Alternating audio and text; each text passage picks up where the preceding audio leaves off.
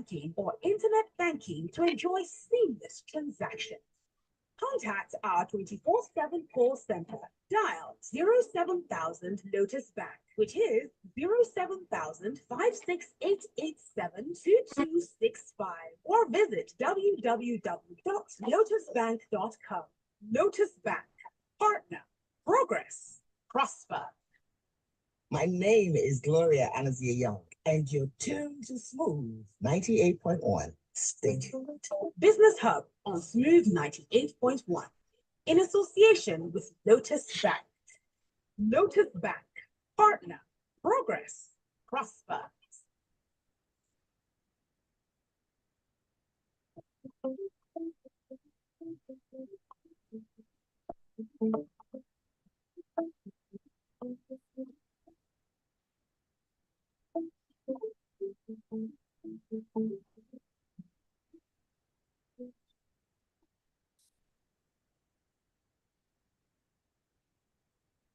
All right, it is 18 minutes gone past 5, and yes, you're tuned in to Smooth 98, and this is Business Hub, where we discuss everything relating to business, especially for those who are trying to, create startups and figure out where in life they want to be at that point in time.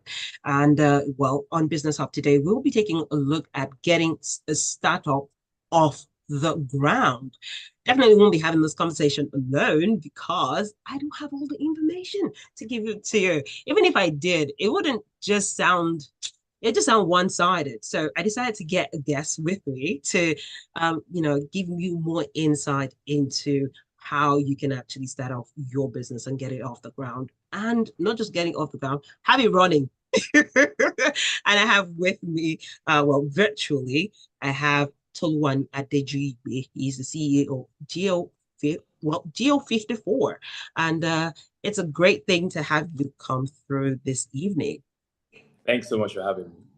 Alrighty. So Lagos, you as well can be a part of Business Hub this evening. You've got questions you want to ask with how your startups are going to go, or if you have more contributions you also like to share, please feel free to come through and share it with us on WhatsApp on 009-344-0981. However, if you also want to know what we look like, hey, yes, you can go onto a YouTube page and you'd find every information there as well. And hey, you can just see what Tolu looks like, and as well as Joy. All right, we're talking about the topic for today. I want to know exactly when it comes to startups, right? Why should we even be looking at startups? What exactly is it that would make it more interesting? So I think technology companies, well, startups in a sense, right? SMEs are the lifeblood of any economy, right? Okay. They're able to grow faster, able to employ more people than a large corporate would, right? And I think that disruption and innovation that these companies have, startups in the space, always lead to, better products for people at better prices. It's the lifeblood of every economy, right? It's something that sort of the US has thrived on for years and years, and you have that, now a global phenomenon. Are we later joining in, or we're just right there? I think we're right there. We have a maturing ecosystem that is nuanced and different, right, from Silicon Valley, but I think has its own peculiarities and its own opportunities. Great. That's good to know. So, Buff, with regards to Geo54, I know it's an old company, but can you shed more light on that? How were you able to name? So our predecessor name, Google Host, has been around for 17 years. All right. The business was founded in 2007. And one of the things I'm super proud of is how long that's been. You don't have many companies, let alone technology companies, that have been around for that long. All right. And so that's something we wear with a badge of honor. And so for us, who go host, all right, we then want to say, look, we sell domains and hosting. So you want to buy a .com, a .ng, a .africa, you come to us. And we also, if you want to set up a website for your business, you come to us. And so our thinking was, how do we then take that a step further? What else are other business needs? Okay, so you do the website, you do the domain, but what else, all right? Where do you go from there? Exactly. And so as opposed to what we thought was a leakage, right? As opposed to people do that, then they move to another platform to do other things. What if we're a one-stop shop and you can get everything from us? Okay. And so we then layered on things like an AI website builder, layered on like email marketing, bulk SMS, right? A lot of these other tools, customer support software that you can get from us. So basically everything you need to have your business going, one-stop shop. The one-stop shop to all the business that you need. I like that. I actually like the fact that it's just, you don't have to go and search for everything Exactly. elsewhere. You just come, okay, so you actually take them step by step on what they need to know? Yes, so we have just a clear flow, right? We've also redone the user dashboard to super clear to link into all those things. We even have like a payment link product. So nice. I could have smoothfm.ng.pay, right? And if someone needs to pay, they're just doing that as opposed to having to transfer. Exactly. So just business needs, right? And I think what we did differently was not trying to solve problems we thought people had, but actually listening to our customers. All right. Okay. Great stuff. I like the fact that you say it's not just looking for the business itself, but also listening to the customer to know how to tailor it to their needs as well. But how important is it to properly identify a problem that needs solving when starting a business? I mean, I think it's super important for two reasons, right? It's you can start something that people use but they don't pay for. That's not a business. Right? So it means I need to solve a problem that's big enough that people are willing to pay for. Is that exchange of value that makes it a business? Otherwise, you're just running like a turbocharged charity. All right.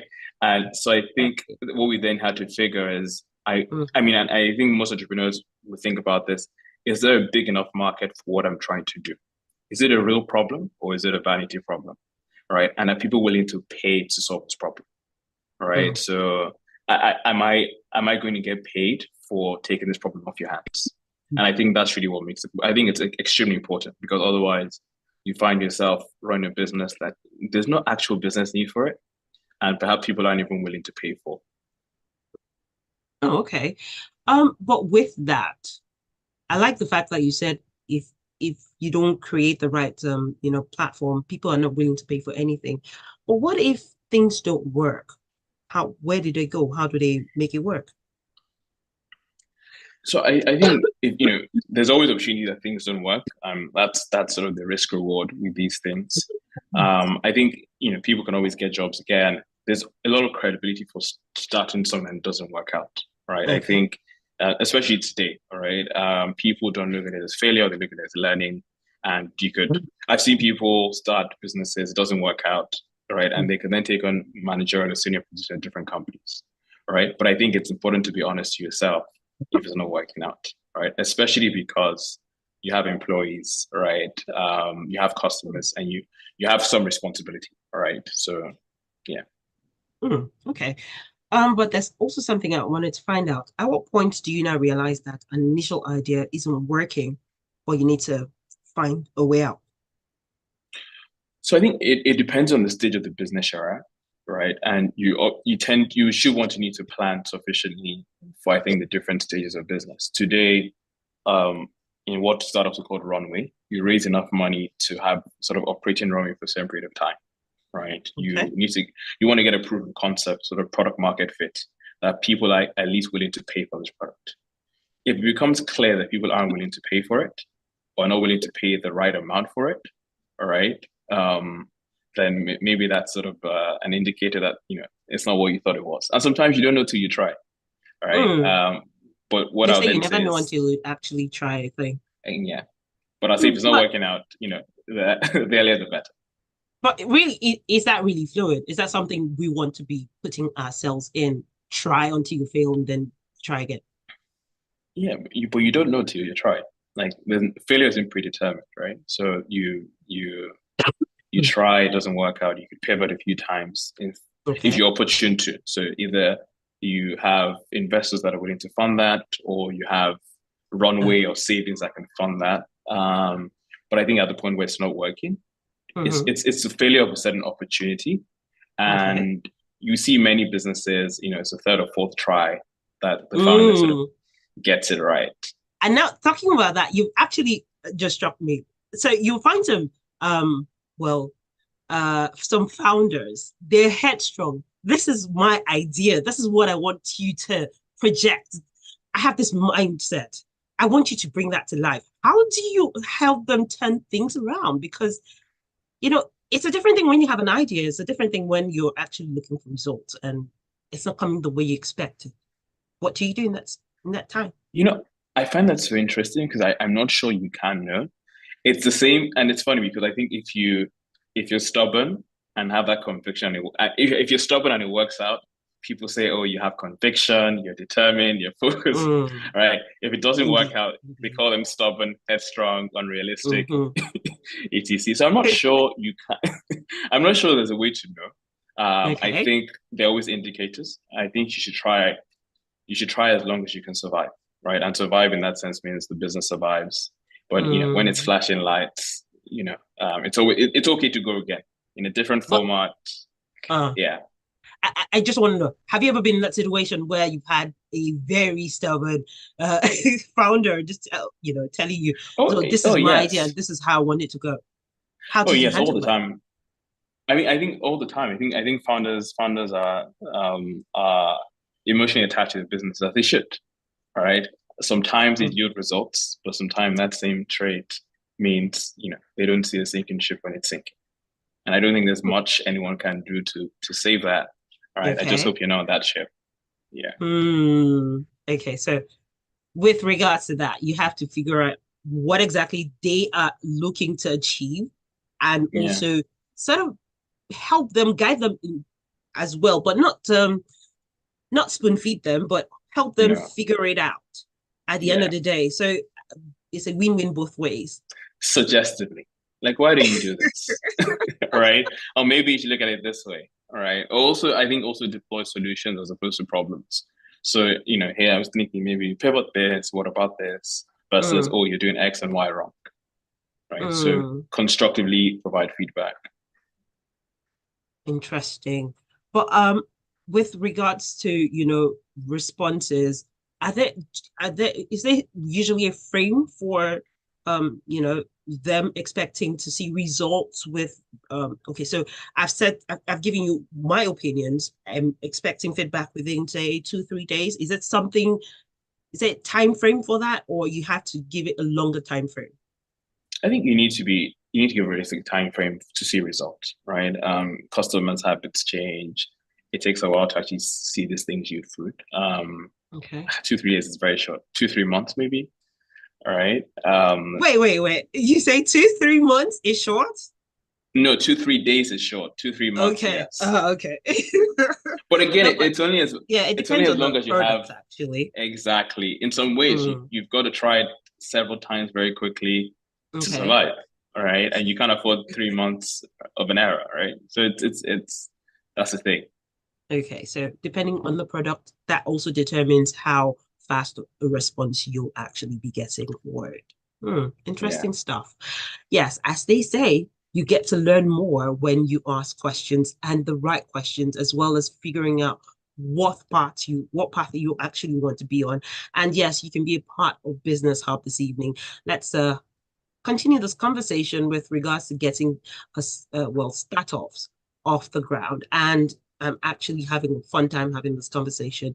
If you have questions you want to ask, you have contributions as well, feel free to send them to me on 009-444-0981. That's the number to send your thoughts through to, and we'll definitely will have them. But let's take this quick breather. On the other side, still got more interesting questions with regards to how I want to even start off my business and in what direction I want to be going through.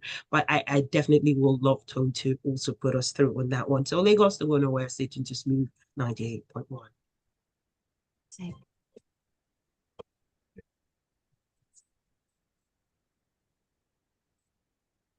Apologies, for some reason just came up from nowhere. I was just... I saw you kept trying to go.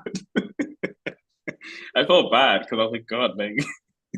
You know how when you least expect those things to happen, it just takes you by surprise and like, you know what? And it wasn't going. It kept coming and coming and coming. He just comes and gets you. Thanks for being a great support though.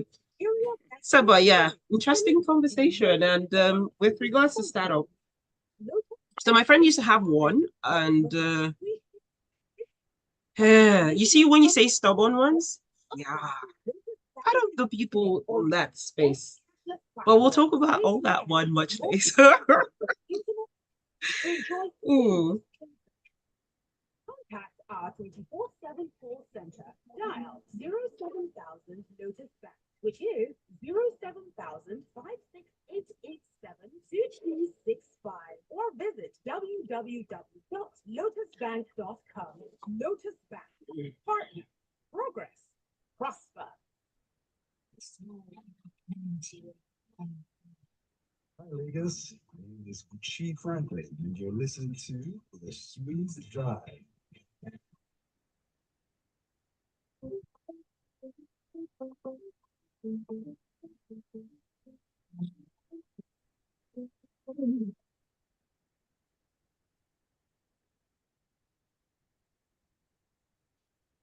All right, so 3 minutes gone past 5, and yes, you're welcome back to the second half of Business Hub. And yes, we're talking about getting a start off the ground, and having that conversation with me is none other than Toluwani Adejuyigbe. He's the CEO of GO54. For those who don't know what used to be the background, well, he did give us insight into how long the company has been and how he was able to, take something that was in existence and grow with it. So don't think that because you have an old business, you just chuck it and throw it away and start off new ones. You can take a, am I right? With regards to taking something old and making it work. Yeah, it was working. We just changed the engine a little bit. It was working. It's been a great business. Fine tuning is the word I was actually trying to look for. Okay. With regards to that, not actually chucking the old, but fine tuning things and making it a whole lot better. Not just one. And now it's your one-stop shop for everything you need when it comes to. All right. So going back into that, I want to figure out, or I want to ask basically, with regards to startups. Yeah. What's the answer for funding a business idea? And with that, where are you able to get loans? Because it's not everybody that will hear certain prospects and will jump on it. They'll question what do you have as collateral? Why am I even willing to fund your business? Do you go to the banks, or do you go to family and friends, or other investors? Who do you go to? So I think on what I call day one, on the startup front, I mean, a bank wouldn't give you a loan, and a bank shouldn't give you a loan, right? I think we tend to see accelerators and sort of angels that are sort of playing that role in the ecosystem, right? And effectively, what that is they're willing to lose the money to take a bet on the upside, right? Okay. So it typically tends to be a small check, and they would write that check for some traction. So you say, hey, look, I'm going to get 10,000 customers, right, within 6 months if you give me this funding, right? And they write that check as sort of a proof of concept, right? So I think you have to also think of funding. I mean, if you're not privileged enough to have family and friends, take a bet on you, right? Okay. These institutions would, so accelerators, angel sort of networks that will actually fund you to get you from zero or an idea to actually having some operations and testing the concept. Does this work? Are the customers, are they willing to sort of pay as much as I thought they would? Is it as easy as I thought it would? Can I scale this business, right? So I think it's a good point, to do those. Exactly. Okay, that's actually a great thing. But where family and friends don't come through, and this angel investors or accelerators aren't available, what's the next option? So if you don't have family and friends, and angels or accelerators are not an option, and I'm not sure why they wouldn't be, because I think now, like in Nigeria, we have so many of them who are doing a fantastic job. People tend to either use savings or earnings from a separate stream of income into the startup, or you actually, and I think it's one best, start selling to customers. So maybe I don't actually raise money. Maybe I just actually try to keep a small, maybe even do it myself and start earning profit. All right. So that way, my customers are paying me, which is actually the proof of concept I need, and I actually just use that to fund my operations. So it's not, it's sort of traditional model of I have an idea, I start with person one, I start with an association, a market, a company, a bank. I have customers, they pay me X, I reinvest that into the business. I have 2 customers, I have 5. And I think, given where the market is today, that people are no longer funding startups as excitedly and quickly as they did, right? I think it's an approach people need to think about. And I think we've gone back to the fundamentals of business, right? Business has to make money. Okay. But now let's actually come back home and looking at the startups. Just as you said, not all of them are making, well, not a lot of the accelerators are jumping on them as they used to. So with regards to the startups and SMEs, with funding and all that being the issue, what's the funding strategy you would see in the nearest future, or would you advise them to go through? I think the customer, the last one I mentioned, where you actually start selling this product. Sell it yourself, yeah. Yeah. So say you want to do a software that helps people book barbers, right? Then why do you actually starting out and trying it yourself? Yeah. So you develop a demo, right? And actually then go to the few barbershops, the association and the estates and sell that. And so then you make some money, and then you hire your first person, or you hire your second person, or I think that's where the market is, right? And then you have some proof of concept, and then you can go, it's like, okay, I did this on my own, I bootstrapped, and I've got 200 barber shops across Lagos, for example. Then someone's like, actually, this founder has grit, has persistence, has resilience, I'm willing to back them. Versus I'm sitting in my living room, I have an idea, fund me. So just take the ball by the horn, literally, and make it work for you. Precisely. I like where that's going. But with regards to your team now, do you have a lean team, or do you have a large team? We're an efficient team, right? We're an efficient team. I like that. I like that. I read a quote once that said, if someone should ask you at any given point, is there someone in your team, all right, that you could do without? And your answer is yes, then you have a team too big. Everyone, I think down to the T is working, their roles. We don't have any excesses. There's no someone that's just on the team because I think you just super efficient. Yes, or because you feel bad. Super efficient. All right. But you can always have an extra on the team, right? No, we don't have a single extra. We don't have a single extra. Someone who could just join the team randomly? No, not at all. All right. Okay, so I can't actually join the team. Okay, just looking, just looking. I mean, you've been pitching. You get the business so well, right? Who knows? But yeah. All right. So now let's actually look at the inflation and how it's been affecting a lot of businesses.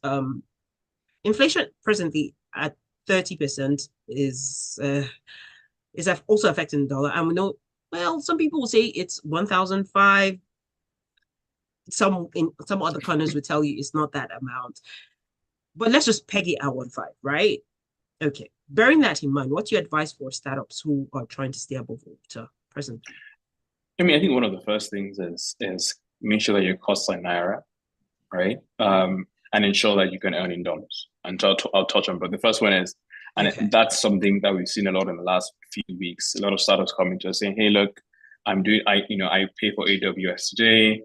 Can I host locally in a cloud?" We have fully functioning cloud servers here in Nigeria, right? So, and you're paying for that in Naira, so you don't have to pay for AWS. You want to get your Microsoft emails, Google emails, Zoho emails, you pay for that in Naira. So I think that's the first thing, right? Try to ensure that because you're earning in Naira if you are, right? So try to ensure that your costs are in Naira. I think the second thing is try to see how, if possible, you can earn dollar revenue, right? So you then reverse it. So I keep my operating costs in Naira, right? But I have my income in dollars, right? And if, for example, if you're a software business or a tech business, that means people in the US, Canada, Europe, UK, wherever can use your business, right? It's not location centric, right? And I think people then need to start thinking around that. So maybe it's not really building for Nigeria, but building for the world, right? And maybe it's like, how can I build a global product, right, that I'm serving from Nigeria, which is what I think India and a lot of the Eastern European countries have done very well. So you have your cost local, but you're earning dollars from Fortune 500 companies and even SMEs, right, abroad. I like that. So make sure you're working with Naira, but earning dollars. Okay. Still looking for how to, apply myself to your team, but we'll look at that in another angle. So seeing that obviously you're in the tech space, which is great. Can technology make Nigeria a more efficient country going forward? What's your take on that? I think so. I think one of the spaces we've seen it recently is payments, right? 10 years ago, you wanted to make a payment, you had to go into a bank, you fill out a sheet of paper. Yes. Right. And that could be 2 minutes or 2 hours. All right. You see your account officer and the whole dance. Today you can make payments, all right, sat in your living room, payments across the world. That makes it so much more efficient. You need to send a document to Egypt, South Africa, Kenya. You do that by PDF. You sign my PDF, it's all done. They verify. All right. We're speaking on Zoom, right? All right. You have Teams, you have all the, and so as opposed to sitting in traffic and then yes, all right. So I think there's a lot of efficiency that's needed, right? And even at the SME level, right? Businesses now are saying, hey, look, how can I optimize my email marketing? How can I optimize my SEO? How can I pay for digital ads? How can I do my bookkeeping? Right? How can I plan my inventory? Right? Using technology. So I think certainly so. I like that. So definitely something to look forward to with regards to improving our business module. And hey, as they say, sky's the limit. Is it the limit, or is just the stone we're stepping on at the moment? Yeah. The sky's not the limit. It's no longer the limit. It's just a stepping stone right now. Exactly. Oh, I definitely want to know what's your outlook for the economy for 2024. I think we've been off to a slightly volatile start, and I think it's tough for everyone. First off, is it still going to be volatile, or you think it's going to be this? Well, they say there is rain after the rain, there's rainbow. So is there a pot of gold after the rain? Yes, I'm optimistic. And I think we're seeing a few measures. I'm optimistic that the future is brighter.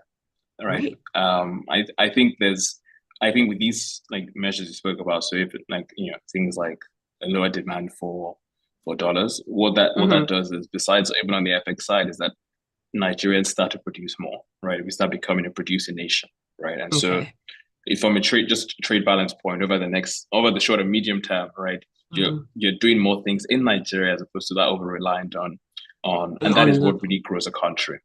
Exactly. And so I think I'm optimistic that, no matter how rough or tough the short term is, right, I believe and I'm bullish that Nigerians are resilient people, right? And that will come out on top. I like that. All right. Before we wrap things up, I have this message from Gilbert. And Gilbert Musa from Festac says, startups are the bedrock of the business environment in any economy. But let's ask ourselves if successive governments have done enough to provide the enabling environment for the startups to flourish in Nigeria. However, the data from 1997 till date actually indicates that some startups with strong foundations as we speak are no longer in existence. And then the 10% profit before tax, which was promised by the government, is yet to be contributed by all companies that have been quoted on the Nigeria Exchange Group. So in answer, he says the answer is blowing in the wind. Do you agree with this thought? Oh, I mean, there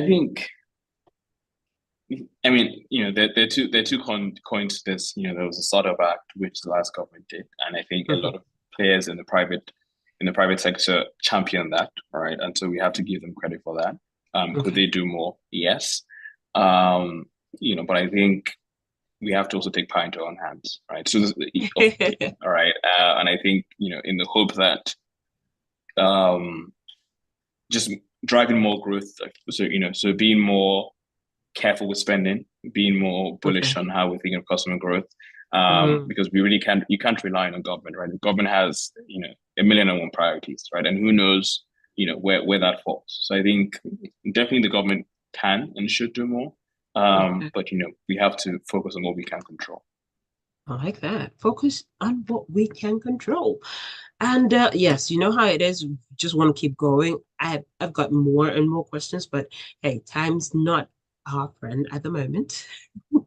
So it's that time will drop cotton on Business Hub. But hey, how do people reach out to you if they have more questions and they want to have further conversations on this? Just reach me through our Go54 channels, and I'm always there to answer, respond, and see how we can support any business. So you're on X, Instagram, LinkedIn, all those channels. Yes, and we see everything. So right, we're there. I didn't know that. Okay, Big Brother was in Nigeria, but all right. Thank you for letting us know that it's right there. All right, great speaking with you, Tolu. And I trust that, we'll be having further conversations with regards to all the aspects of the business. Most definitely. Thank you so much for having me on. Looking forward to him also joining the team. But Lagos, well, indeed, we will be having more conversations. This is Word Drop Cutting on Business Hub this evening. It was great having you as well, joining as well as the contributions. And yes, Toluwani, if you want to reach out to him, well, he's on all social media platforms. You can actually reach out to him and he will definitely, address whatever questions you have there. Indeed, we have so much more in store for you. So don't go nowhere. Stay tuned to Smooth 98.1. On Smooth 98.1, in association with Lotus Bank. Lotus Bank, partner